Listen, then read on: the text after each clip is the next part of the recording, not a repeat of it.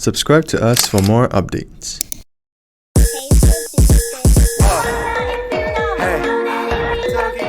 Here's how to create a trending cutout transition.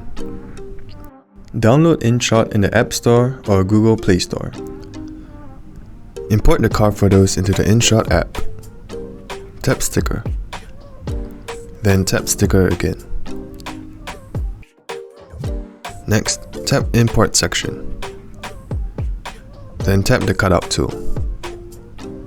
Select Choose from Camera Roll. Import the second car photo. Then tap the Erase tool. Erase the parts you don't need.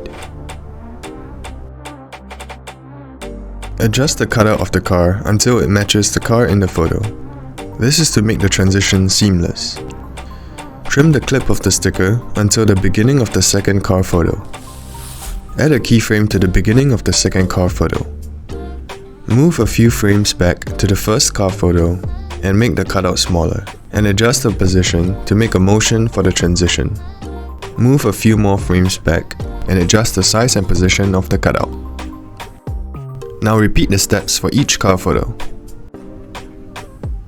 Use the cutout of the car of the next car photo to transition from the previous car photo.